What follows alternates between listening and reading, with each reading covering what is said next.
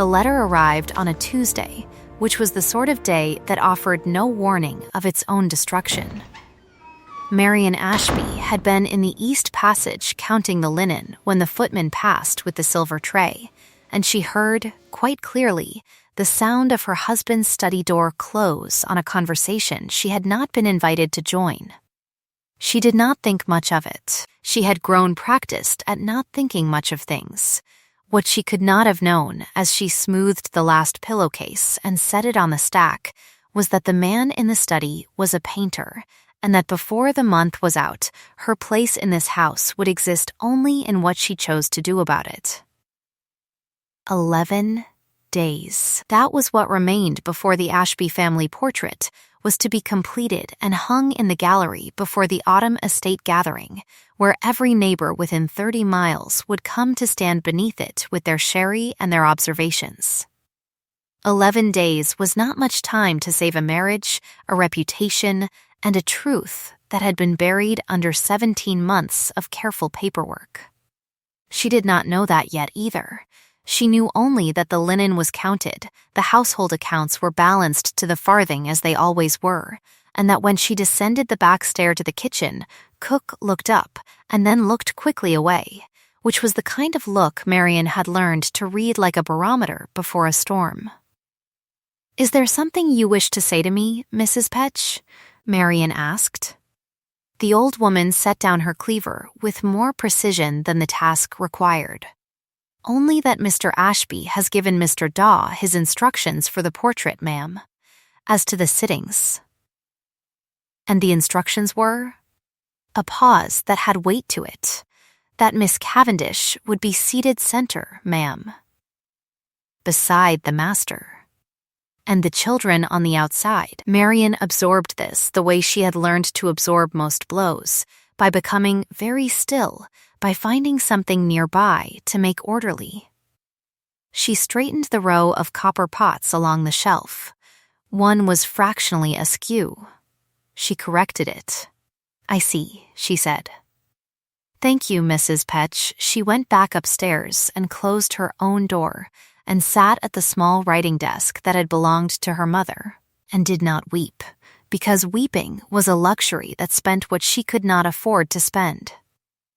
Lenora Cavendish had been in the house for 6 months, installed as a companion to the elder children with a smoothness that spoke of long planning. She was 22 to Marion's 9 and 20. She had a face that painters liked.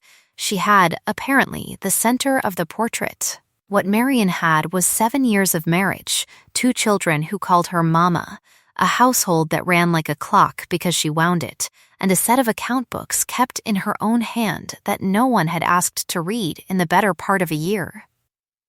She opened the topmost book now and turned to September. She had noticed something in August that she had set aside, a small irregularity in the household expenditure that did not match the receipts. A sum paid to a firm of solicitors she did not recognize, under a line she would have described as legal correspondence. She had been waiting to understand what it was before she named it to herself. Looking at it now, with the knowledge of Miss Cavendish in the center of the portrait, she thought she understood rather better. It was not anger. Anger would have been too simple and too wasteful. What moved through her was something colder and more precise, the particular clarity of a woman who has just confirmed that she has been made a fool of systematically, by someone who did not think her worth the trouble of a better forgery. She had kept these books. She had kept them faithfully and well, and someone had assumed that faithfulness made her blind. She was not blind. She was, it turned out, extraordinarily attentive. There was a tap at her door before she could decide what to do with her attentiveness. She closed the book and set her hands flat on the desk, which was the posture she kept when she needed her face to report nothing. "Come in." It was not her husband. It was James Holloway, who had been estate steward at Ashby Park for 12 years, and whose opinion of Marion could be read in the fact that he had never once addressed her as anything less than her full station.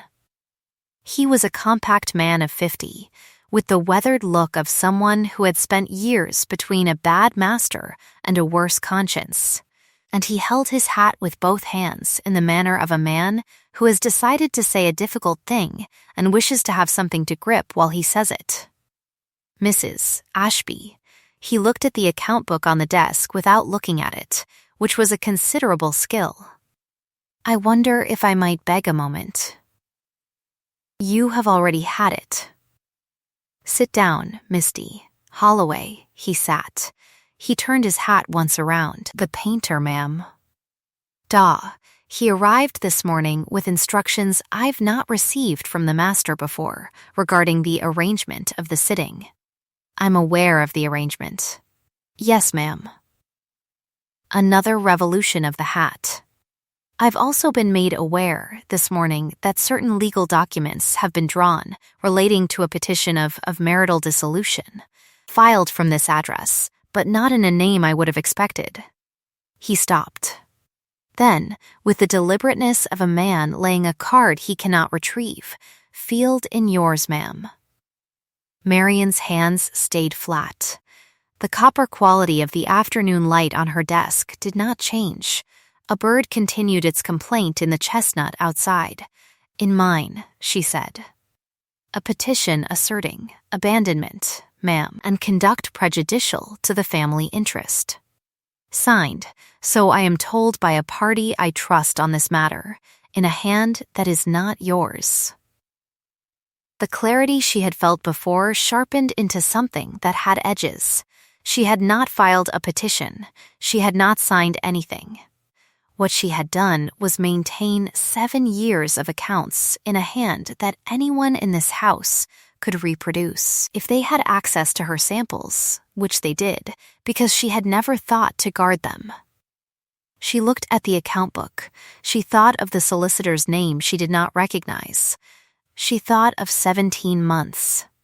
"Mr. Holloway," she said, and her voice was the same voice she used to authorize the ordering of firewood. "How long have you known about this?" He held her gaze. "Since this morning, ma'am. I came directly." "Then we have 11 days, she said, "and a great deal of work to do before the portrait is hung." The steward exhaled, which was all the relief he permitted himself. "Yes, ma'am," he said. "I had rather hoped you would say something of that order." It was the year of the long summer, the kind that pressed on the Midlands like a hand and made tempers of glass, and Ashby Park had been crackling with it since June. Marian had come to the house as a practical bride, not a romantic one.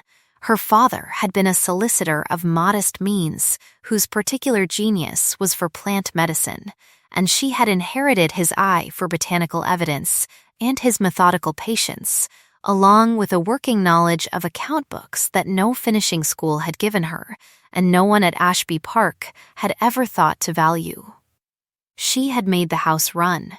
She had learned to be invisible, which in a house like this was simply survival. Gerald Ashby was not a cruel man in the manner of men who enjoyed cruelty. He was a man who found difficulty inconvenient and removed it by the most available means, and Marian had become a difficulty. She understood this without drama. She had perhaps been a difficulty since the end of the first year, when it became clear that her particular competences were administrative rather than ornamental, and that she was constitutionally unable to perform the agreeable blindness that would have made everyone comfortable. She saw things. She said what she saw, quietly, in the correct venue, which was the problem. The correct venue had been closed to her one at a time, without announcement, until she had understood she was speaking into an empty room. What she had not understood, until this morning, was that the empty room had been papered over with her own name. Lenora Cavendish had the gift of the house during the afternoons. She moved through the lower rooms with the ease of someone who has been told, privately, that they are already in possession of a thing.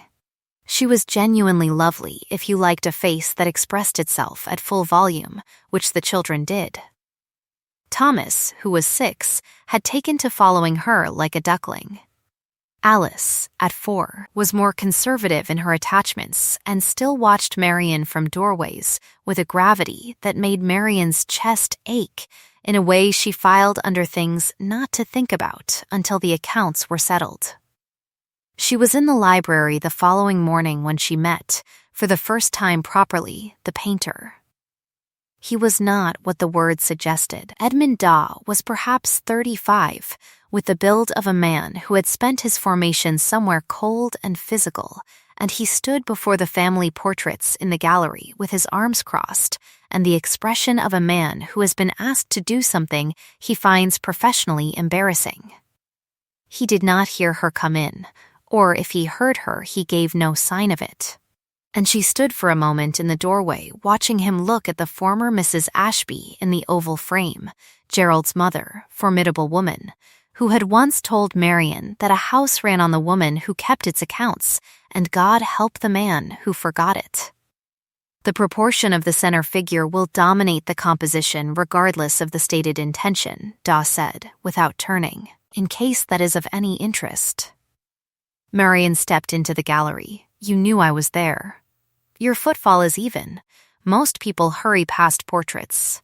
He turned and assessed her with the evaluating look of his profession, the look that was not personal but merely calibrating.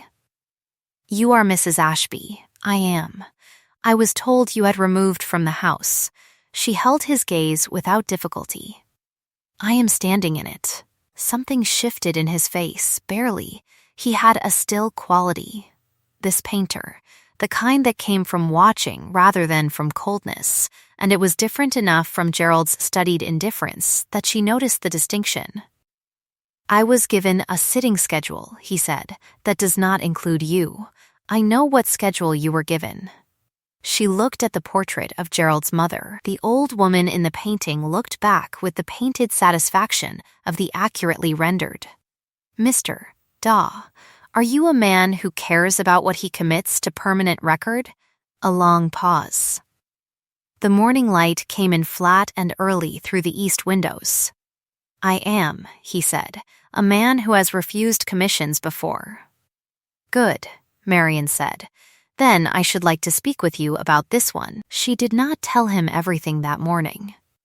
She told him enough, that the sitting schedule had been arranged without her knowledge or consent, that she was the legal wife of record in this house and expected to be treated accordingly, and that if he had professional reservations about the composition he had been assigned, she would welcome them in writing at his convenience. He listened in the manner of someone accustomed to hearing the things said beneath the things said. When she finished, he looked at the empty wall where the new portrait would hang, and then back at her. The children, he said. They are yours. They are. Then I will need a sitting from you. Tomorrow, if the light holds. He picked up his case. I was told, when I took the commission, that the estate was recently widowed. I see now that was imprecise. He said it without inflection, naming the lie as a fact, which was more damning than anger would have been. Imprecise, Marian said. Yes, tomorrow then, Mrs. Ashby. He moved toward the door, then paused without turning. The woman in the fourth portrait from the left, she has your manner of standing. He left her alone with Gerald's ancestors, and the thin, sharp feeling of being correctly seen for the first time in longer than she could readily account for. She turned to the fourth portrait. It was a woman of perhaps 50, plain and composed, standing beside a desk with one hand resting on a stack of books, and she looked as though she had outlasted a great deal and intended to outlast more. Marian squared her own shoulders and went back to the accounts. Holloway had given her, that first morning, a name. Partridge, a clerk in the offices of the solicitor whose name she did not recognize, a firm called Hewson and Vale, with a brass plate on a street in the town that she had passed 100 times without occasion to enter. The clerk Partridge had a sister in the Ashby Park dairy, which was how information traveled in the country, like water along the lines of least resistance. And what had come through the dairy was this: the petition had been drafted 7 weeks ago, had been signed and witnessed in that office, and the signing had been attended by Miss Cavendish and a Mr. Vane, who was Gerald's cousin and managed the estate accounts since the position had been quietly removed from Marian's oversight 8 months prior. Oliver Vane. She had always known he disliked her, in the specific way of men who resent a woman's competence as a personal affront. He was meticulous, handsome in a finished way, and spoke to her in a register of elaborate courtesy that contained no warmth whatsoever. He attended Sunday dinners at the park and always brought Gerald back from them in a worse humor than he had left. She had thought of him as a weather condition, unpleasant but not actionable. She had thought of him, in other words, with precisely the lack of attention he had counted on. It was Holloway who brought her the first solid piece. He set it on her desk on the 3rd morning, a single sheet, a copy of a household expenditure record from 6 months prior in a hand that was very nearly hers. Very nearly. The 7s were wrong. Her 7s had a continental crossbar from her father's teaching. These did not. It was a small error, the kind you made when you were excellent at copying and had simply never seen the original's particularity. She had to look twice to see it herself. But she saw it. "The dairy girl will speak?" she asked Holloway. About what her brother told her, yes, not about the office. He folded his hands. "But there is the matter of what was used to produce the signature, ma'am. If the signature was produced in that office, there will have been a document carried there, a sample of your hand." "Yes," she said. She had been thinking about this. "The household accounts. A page or pages removed and returned. Or copied, photographed even. They have the equipment in the town now." She was quiet for a moment. "Mr. Holloway, the petition cites abandonment." "Yes, ma'am. I have not abandoned this house for a night in 7 years. I have the records of it. Every guest arrival, every tradesman's visit, every dinner party and household event, I am the record of this house." Holloway allowed himself a small and careful expression. "That had occurred to me as well, ma'am." 9 days remained. She used 3 of them doing what she had always done, running the house, keeping the books, being present in the rooms that required her presence. She let it be seen. She was not strategic about being seen. She was simply visible, consistently, as she had always been.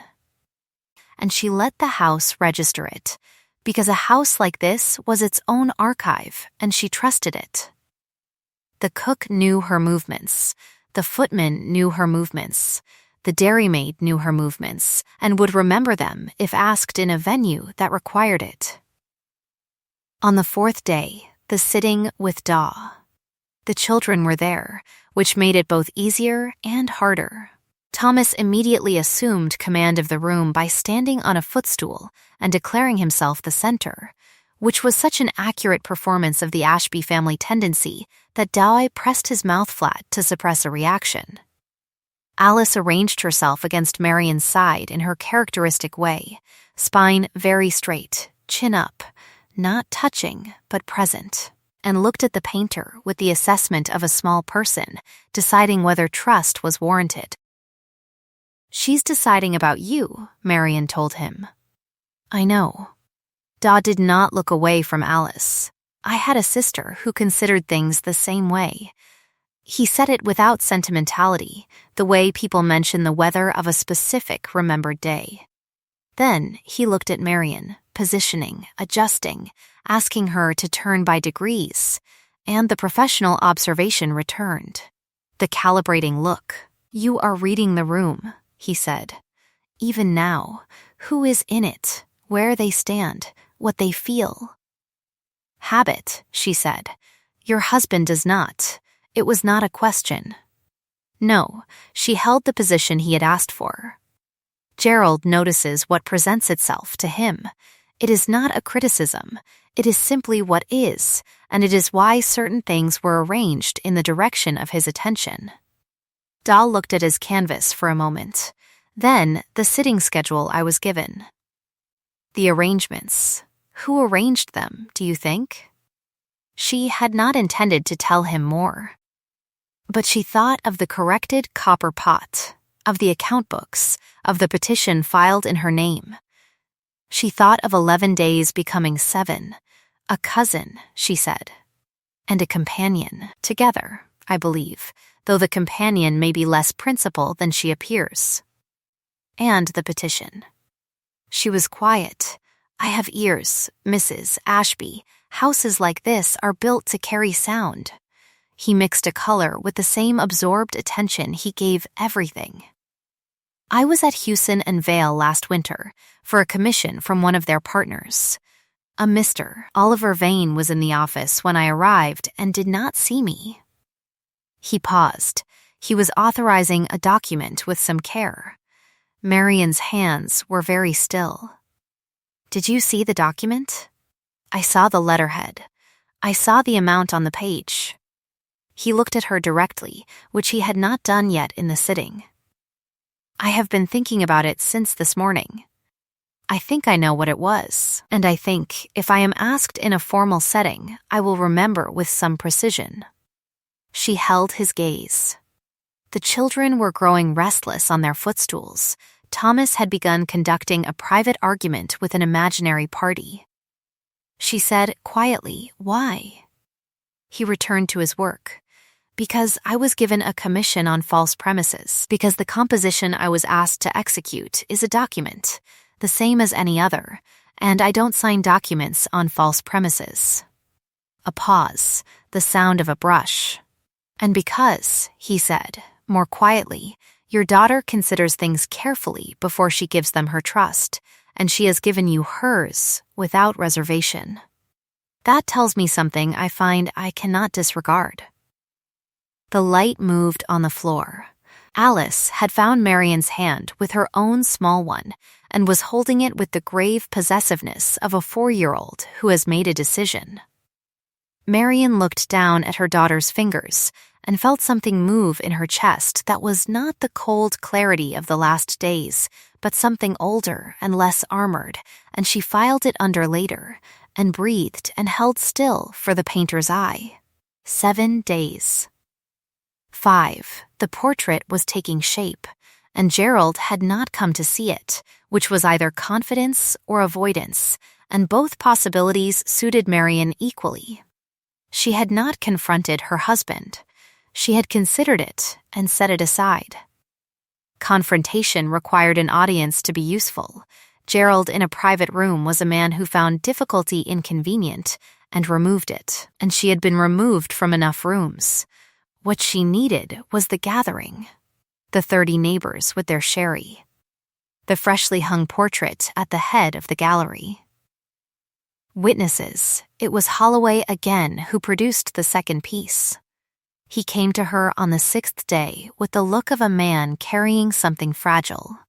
He set a small package on her desk, wrapped in oilcloth, and she opened it to find a letter in Oliver Vane's hand, dated 14 months prior, addressed to Lenora Cavendish at her previous employer's address.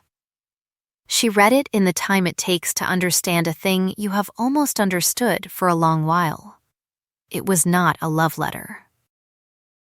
It was a letter of business, meticulous and cold, describing in precise terms the arrangement being proposed, the installation of Miss Cavendish in the Ashby household, the petition to be filed in the wife's name at the appropriate interval, the division of what would follow.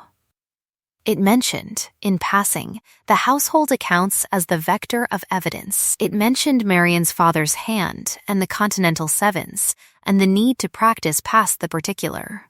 He had known about the sevens. He had tried and failed. "Where did you find this?" she asked Holloway. "I didn't." He was very carefully not looking at her. "Mrs. Petch did, in the lining of a traveling case in the blue guest room." He paused. The case belongs to Miss Cavendish. Marian set the letter down with great precision. She thought of Lenora Cavendish moving through the lower rooms with the ease of a woman already in possession.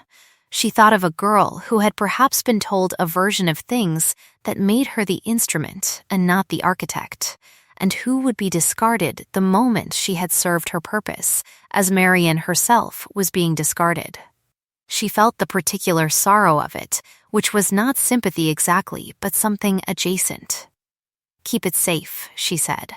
"I will want it in 3 days." Oliver Vane arrived on the 8th day, which was the day before the gathering, and she watched from the upper passage as he greeted Gerald in the hall below, with the warmth of a man who had done Gerald a service he was looking forward to having acknowledged. He was immaculate as always, dark-coated, gloved, with the studied ease of the person who believes the room is already his. She watched his hands, which were the hands of a man who had forged her signature, and she thought of the letter in oilcloth on her desk, and she went back to her accounts. That evening, she did the last thing she had needed to do. She knocked on the door of the sitting room where Lenora Cavendish spent her evenings and went in without waiting for the answer. The young woman looked up from her embroidery with an expression that moved rapidly through several preparations before settling on a gilded pleasantness. She was lovely in the lamplight. She was also, Marian saw now, frightened, which was information she had not had before. Marian sat down across from her and folded her hands and said nothing for a moment. "Mrs. Ashby," Miss Cavendish began. "I have read Mr. Vane's letter," Marian said, "the one from 14 months ago." The embroidery hoop went still. The young woman's face did something private and complicated and then went to careful blankness. "I don't know what letter you mean," she said. "Yes, you do." Marian kept her voice even. "I am not here to threaten you. I am here to tell you that what you know about the petition and the document can be given in a formal setting, or it can be withheld. If you give it, there will be consequences for Mr. Vane that will not fall on you, if your part was what his letter suggests it was. If you withhold it, the consequences fall differently." She let that settle. "I think you were told a story about this house and about me that served a purpose. I think the story was not accurate." Miss Cavendish's hands on the hoop were very white. The lamp between them steadied in the still air. Something in her face shifted, the precise shift of a person rereading a document they thought they had understood. "He said you had already left," she said. The words came out flat and surprised, as if she was hearing them freshly, that you had been gone since spring, that the petition was already filed, that it was only a matter of the arrangement being confirmed. "I have not left this house," Marian said. "Not for a day." A long silence. The clock on the mantel counted it. Lenora Cavendish looked at the embroidery in her hands as though she had forgotten what it was for. "I was promised the center of the portrait," she said quietly, and the words had in them the sound of someone understanding, at last, what that had cost. Marian looked at her for a moment. Then she said, "If you speak when asked, I will make certain that your part in this is understood as it appears to have been. You have my word on it, and I keep my word."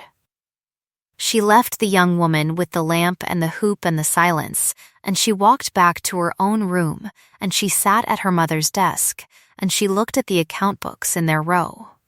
And she thought of the gathering tomorrow and what it would require, and she allowed herself, privately and briefly, to be afraid. Then she straightened the books, corner to corner, and opened the topmost one, and went to work. The morning of the estate gathering was clear and cold, the sky a stripped autumn blue that put the whole park into high relief. Coaches had been arriving since mid-morning. The gallery had been opened, the portrait hung in its place, Doe's work, which had ended by containing no face in the center but the Ashby children's, and left a considered space that invited a question, and Gerald had looked at it with an expression Marian could not read from across the room, and had not come to ask for an explanation. She was in the gallery at 2:15 when Oliver Vane came to stand beside her. He stood close enough for the conversation to be private. He smelled of cedar and some tonic. He looked at the portrait with the small, concentrated expression of a man revising a plan mid-execution. "You look remarkably well for a woman in such an unsettled position," he said. She looked at the portrait. "The portrait is quite settled, I think. The portrait will be the least of it, once the papers are served." He said it with the gentleness he reserved for cruelty, the voice like a room with no edges. "It is unfortunate. I think Gerald would have preferred a simpler resolution." "But you made it complicated." "I kept the accounts," she said. "I expect that was complicating. Yes," he smiled. "Accounts can be kept in any hand." "They can," she agreed. "The difficulty is the practice. One tends to reveal the particular." She turned to look at him directly for the first time. "My sevens have a crossbar. My father taught me. It is quite consistent across 7 years of record." A pause. "Mr. Daw mentioned something interesting this morning, by the way, about Hewson and Vale." The smile did not vanish, but it made an adjustment. A small one. The kind a composed man makes when a variable he had not planned for announces itself. "He was there last winter," she said, "for a commission. He has a very reliable eye, being a painter. He remembers the documents he saw on the desk. He remembers the amounts. He remembers, he tells me, your handwriting." "A painter's recollection is not evidence," Vane said, still soft. "No, but a letter is." She watched his face, the line of his jaw, the precise stillness that preceded something being recalculated.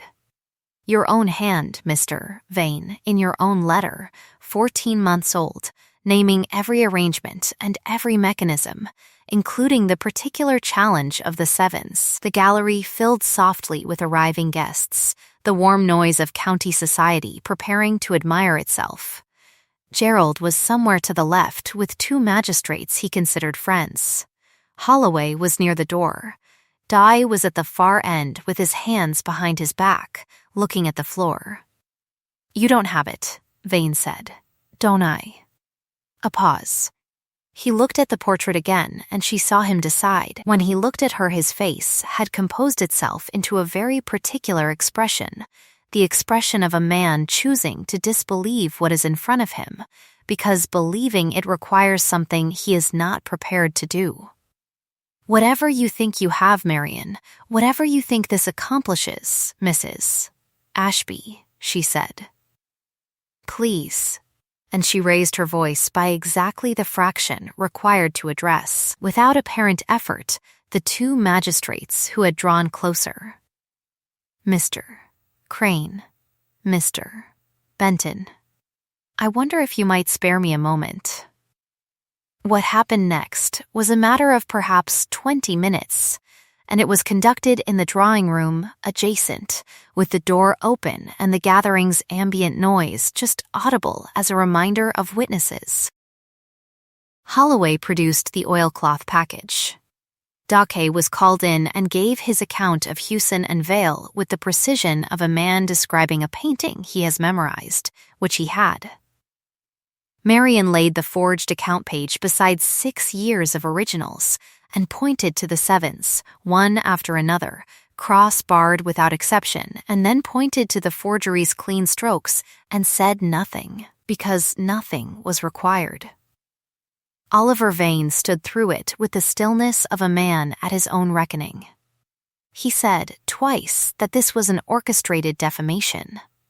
He looked at Gerald, who had been brought in at Holloway's quiet request, and now stood near the window with the expression of a man watching a house he thought was sound discover its own foundations. He looked at Lenora Cavendish, who had come in at some point and stood near the door, and said, when Mr. Crane asked her directly whether the petition had been filed in her presence, yes, and I was told the wife had already gone. I would like to say so plainly before these witnesses. One question. One answer. The kind of crack that does not close. Oliver Vane looked at his cousin. Gerald looked at the floor. And then Vane looked at Marian, and what moved across his face in that moment was not rage and not cunning, but something older and less managed. The face of a man who had spent 30 years in second place and built his entire architecture on the assumption that second place could be rectified, and who understood now that it could not, that the architecture was the problem, and that the problem was himself, and it lasted only a second before his composure returned, but she saw it. She had been reading faces for 7 years in this house. She felt, unexpectedly, sorry for him. Mr. Crane spoke to Gerald in a low voice for several minutes. Gerald listened with his chin down, and the particular look he had when convenience and conscience were conducting their usual negotiation. Marian waited. She was very good at waiting. In the end, it was Gerald who spoke to his cousin. He did it quietly, and with the decency she had always known he was capable of, and had been grieved to see him neglect. He said, Oliver would remove himself from the estate management, from the house, from the county, if it could be managed. There would be an allowance, a modest one, since she was watching, and he knew she was watching, and knew she was already calculating what modest meant. There would be no prosecution, no public naming, no letter to the professional societies. There would be silence in both directions, and Oliver would take it and be grateful, because the alternative was a solicitor's letter of a different kind than he had arranged for. Oliver Vane took it. He took it without grace at first, and then, at the door, with the quiet acceptance of a man who has run out of moves and knows it, and Marian saw him hesitate and then look back at her, and she said, "Because it was true, and because truth was all she had ever had in this house, I hope you find a place you can manage without this kind of arithmetic, Mr. Vane." She meant it. He saw that she meant it. He left. Miss Cavendish was another matter, and Marian went to her herself that evening, after the guests had gone and the house had settled back into its particular quiet. The young woman was in the sitting room again, the lamp in the same place, but the embroidery had been set aside, and she sat with her hands in her lap like someone who has recently put down a heavy object. Marian sat across from her again. "You will want to know what becomes of you," she said. "I would not blame you," Miss Cavendish said, "for any outcome you chose." "I know you wouldn't." Marian looked at her. "You have a sister in Bath, I believe, a teacher." The young woman looked up. "I have been in correspondence with the Whitmore School there for some time about a position in household management. I think you are perhaps better suited to it than to what you were asked to do here." A pause. "It is not a grand life. But it is yours, which this was not." Miss Cavendish looked at her hands for a long moment. Then she looked up, and her eyes were bright with something she was clearly determined not to allow to proceed further, and she said, with the careful dignity of someone relearning it, "You are very generous." "I am practical," Marian said. Generosity is a word people use when they are surprised that a cost was not extracted. She stood. "Sleep well, Miss Cavendish. The position will be there when you are ready for it." She found Gerald in the study, as she had known she would. He stood by the fire with a glass he had not drunk, and the look of a man who had been thinking for several hours about how to begin a conversation that his nature was ill-equipped to begin. "Marian," he said. "Gerald," she sat in the chair by the window, not the suppliant's chair near the door, but the one she had always used when they discussed the household, the chair that faced him as an equal. "You needn't explain yourself. I understand what happened well enough. I'm not sure you do." He set the glass down. He looked tired in a way she had not seen before. the tiredness of a man who has had the architecture of a comfortable self-deception removed in an afternoon. He said you wished to go. He showed me letters. I thought. I allowed myself to think they were yours. You allowed yourself, she said, not cruelly, precisely. He absorbed that. Yes, the children, she said. Whatever else is discussed, the children are not a negotiation. No, he said it without hesitation, which was the first thing he had done without hesitation in some time, and she marked it. No, they are not. He was quiet for a moment. Marian, I am sensible of what has been done in this house and what I permitted by not looking. She thought of 7 years of accounts. She thought of the forged sevens, the careful practice, the one thing that had been wrong. She thought of Alice's hand in hers at the sitting and the portrait on the wall with its considered space. She thought of costs. I will tell you, she said, what I require going forward. And you will listen, because I have carried this house for 7 years in silence, and I do not intend to do so again. And then we will see. He listened. She told him. It was not a warm conversation, but it was an honest one, which was the only kind she had ever been able to have. And when she finished, he was quiet for a while, and the fire settled, and outside an owl started up in the park. The portrait, he said. Da left it as it is, the space in the center.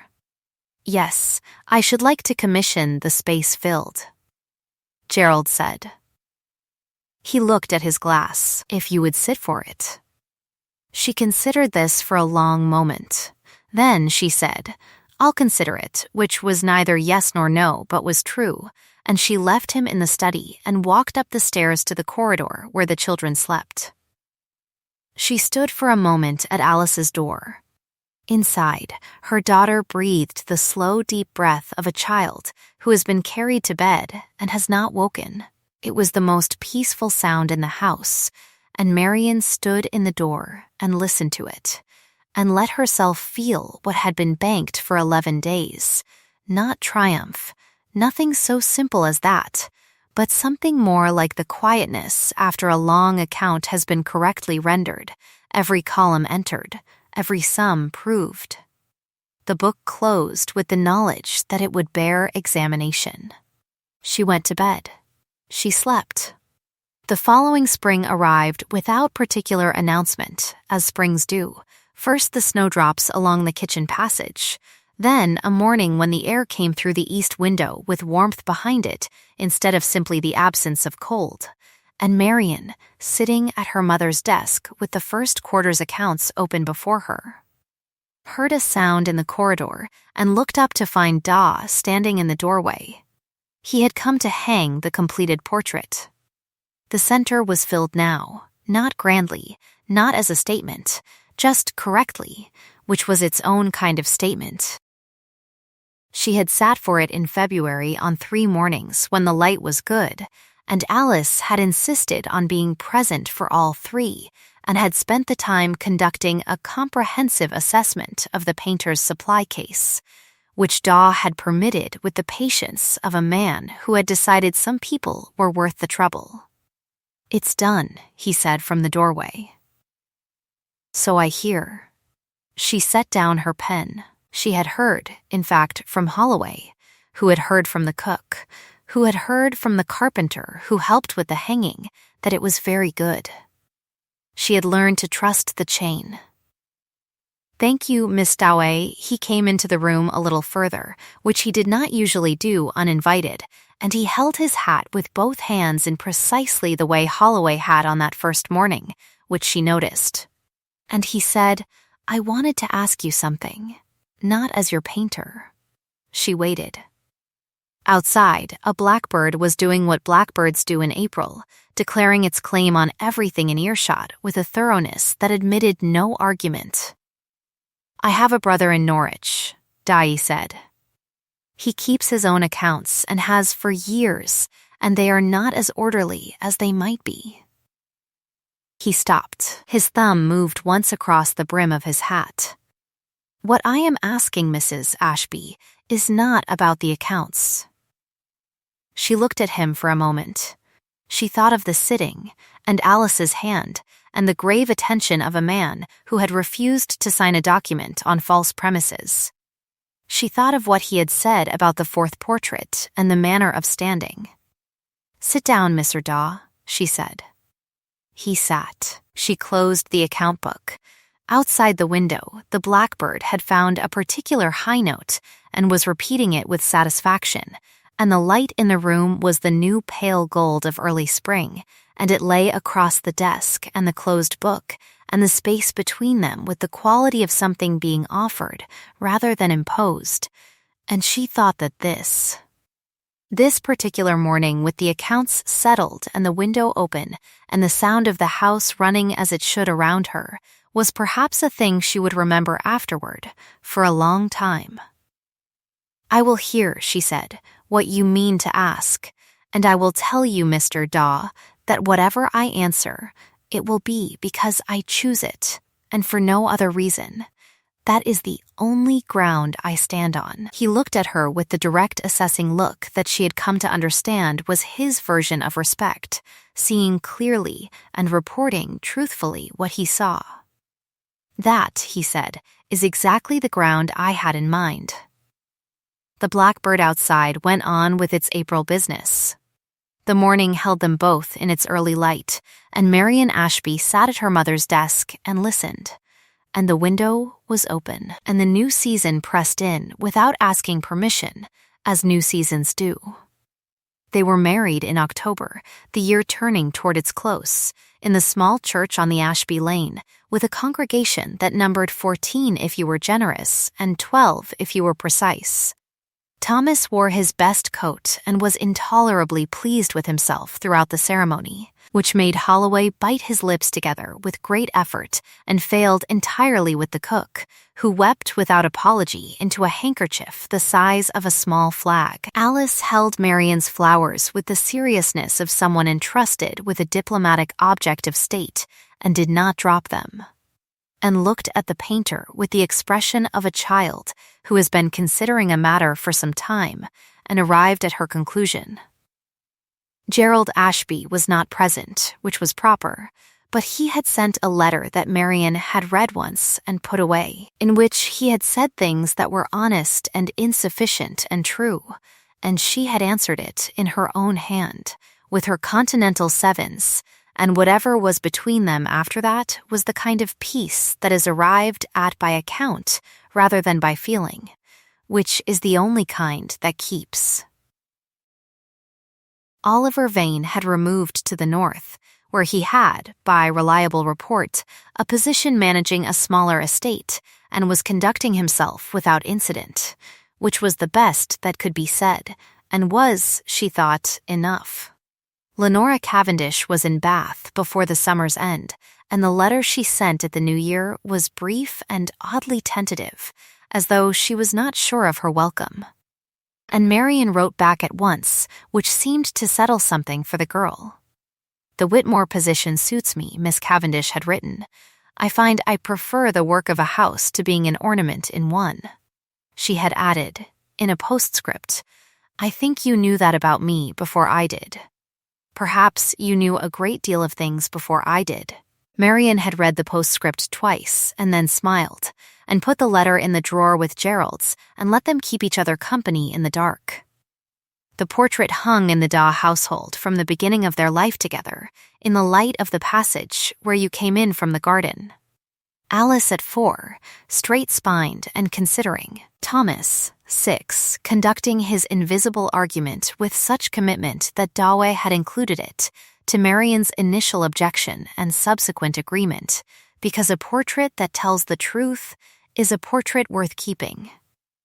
Marian herself, at the desk edge, one hand on the account book, looking at something just to the left of the viewer, not at the room, not at the painter, but at the place where the thing that required attention would arrive, as it always did, as she had always been there to meet it.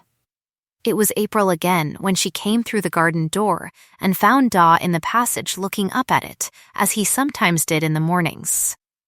Thomas had discovered the pond and was conducting a comprehensive investigation into its properties. Alice was in the kitchen, arguing with Cook about the appropriate jurisdiction of each party over the biscuits, an argument Cook would lose in the end, as she always did, with every sign of enjoyment.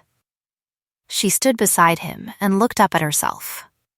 The light from the garden window fell across the canvas the way it always did at this hour, finding the gold in the account book's spine, the careful order of the desk, the woman looking at the door about to open.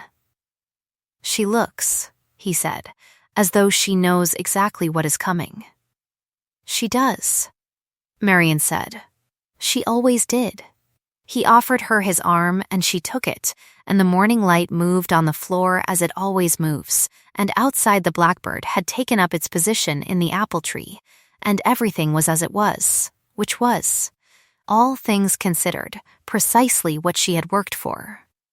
If this story warmed you, the careful woman who kept her accounts and her word when everything else was taken from her, then you know what I mean when I say this fire is always lit, and the chair beside it is yours whenever you want it. Stay, if you like. There are more stories here, as long as the evenings hold. I'd love to know, what was the moment you knew for her? The sevens, the sitting, the letter in the oilcloth? Tell me in the comments. I read every word. And if you want to keep your place by this fire, there's a small thing you can do before you go to make sure the next story finds you. Sleep well and be faithful to the things that bear examination.